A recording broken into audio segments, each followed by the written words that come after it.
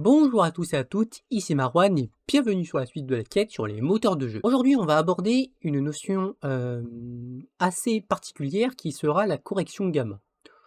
Donc pour saisir ce qu'est la correction gamma, on va faire un petit test ici et je vais vous poser la question suivante. Laquelle de ces deux images vous semble la plus linéaire en termes d'intensité? Eh bien la réponse va vous sembler bizarre, mais la réponse est celle de gauche. En effet, l'œil humain ne réagit pas de la même façon en fonction de l'intensité de la lumière.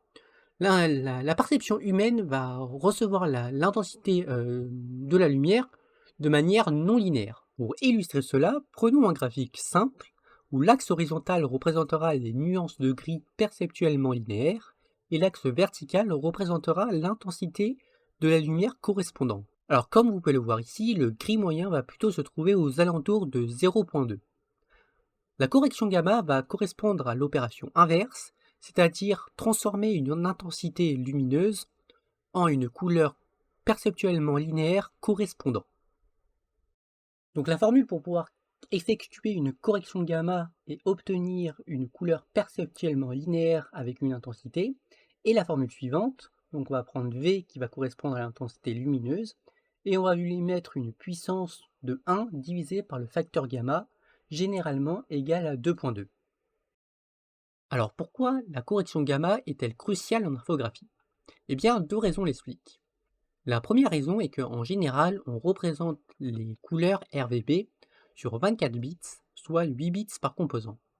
Si on représenterait les couleurs avec une intensité lumineuse linéaire, les 55 premières valeurs représenteraient les tons sombres et les 200 valeurs suivantes représenteraient les tons clairs.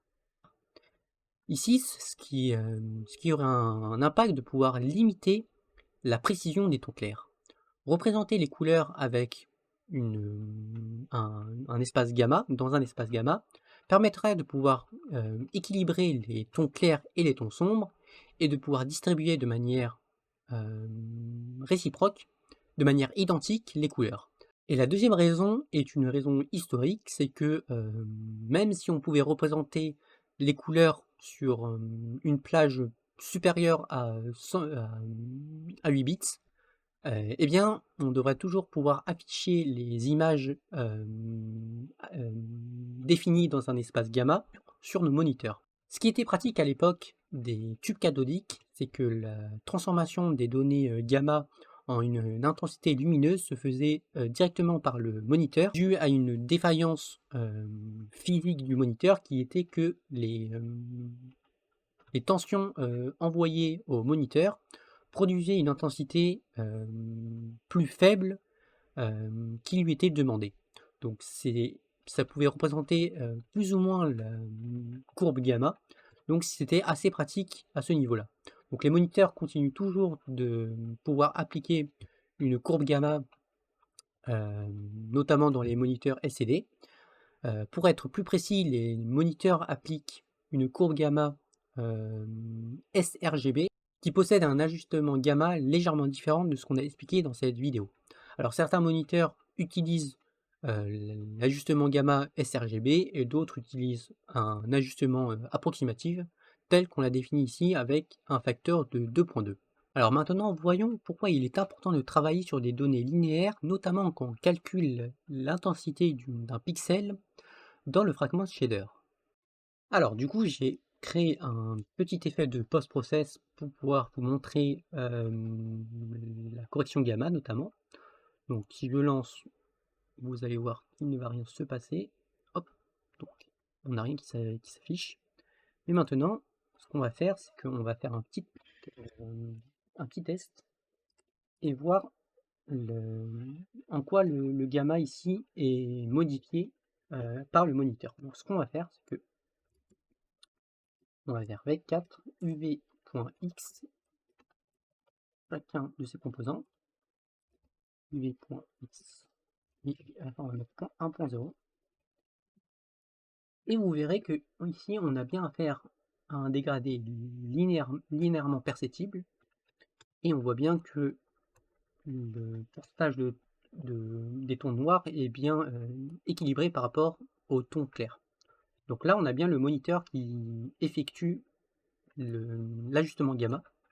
Donc ce qui, je rappelle, est l'inverse de la correction gamma. La correction gamma, c'est vous prenez une intensité lumineuse et vous venez l'adapter en une couleur perceptible par les yeux.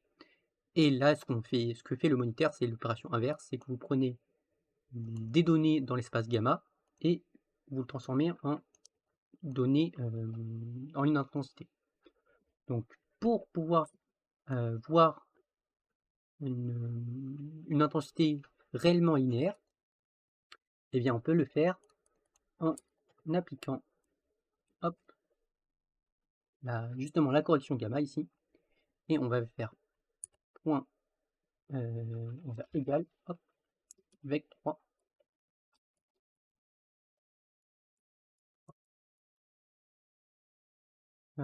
Tac, tac, tac. Oh.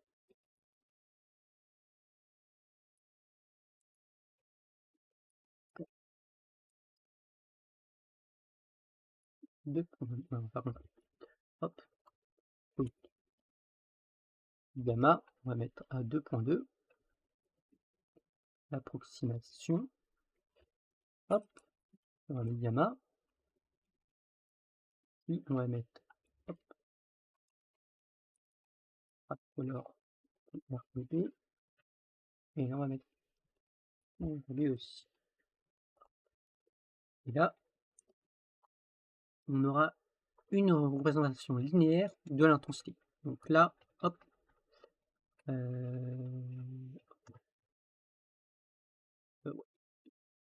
moniteur, ou l'inverse.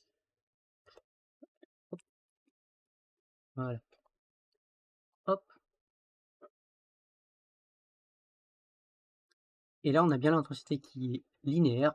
Donc là, ici, on aura une intensité de 0.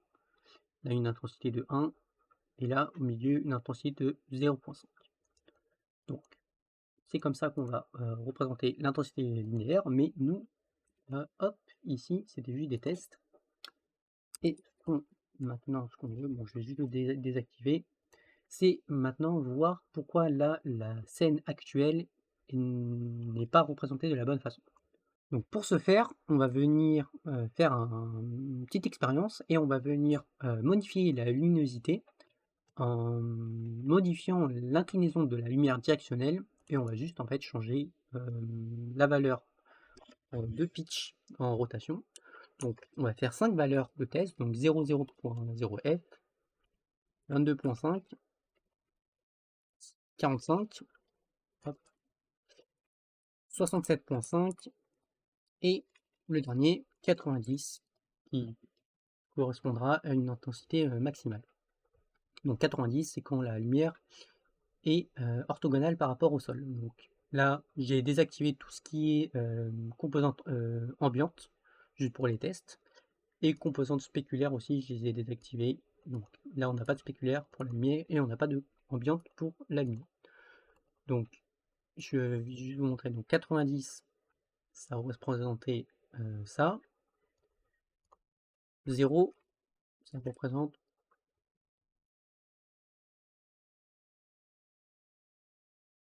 donc ça, donc le sol est totalement noir, et 45 ben, c'est la moitié,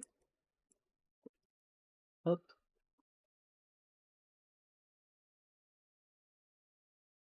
donc là voilà.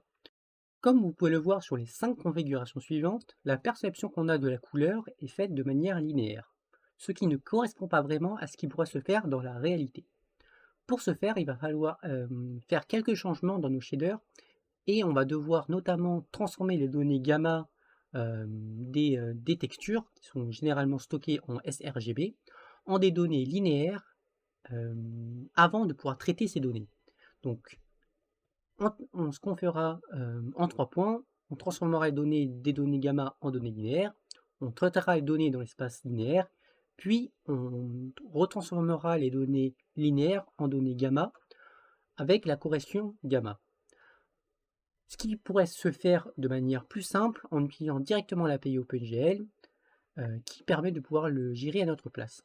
Donc pour pouvoir transformer les données gamma en données linéaires, notamment lors de l'échantillonnage des textures, on peut le faire avec les deux énumérateurs suivants, sRGB et sRGB alpha, quand on va venir spécifier les formats de textures qu'on va venir les générer.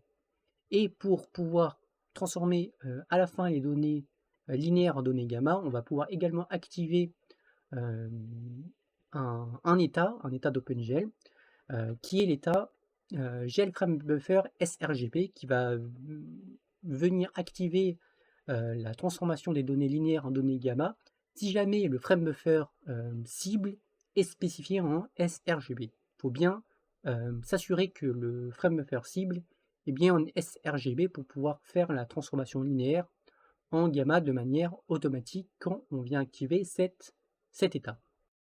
Et voilà, si maintenant on fait la transformation, on ajuste bien la transformation gamma ici, vous allez voir que l'intensité lumineuse est bien faite de manière linéaire, on a bien un ressenti linéaire ici, mais la perception de la couleur est bien non linéaire. Mais c'est globalement ce que représente la réalité et c'est ce qu'on s'attend à avoir dans un moteur de jeu réaliste si on souhaite suivre la perception de la lumière de manière réelle. N'hésitez pas à vous abonner à cette chaîne, à mettre un commentaire. Je vous dis à la prochaine, c'était Marwan pour de nouvelles quêtes d'un programmeur.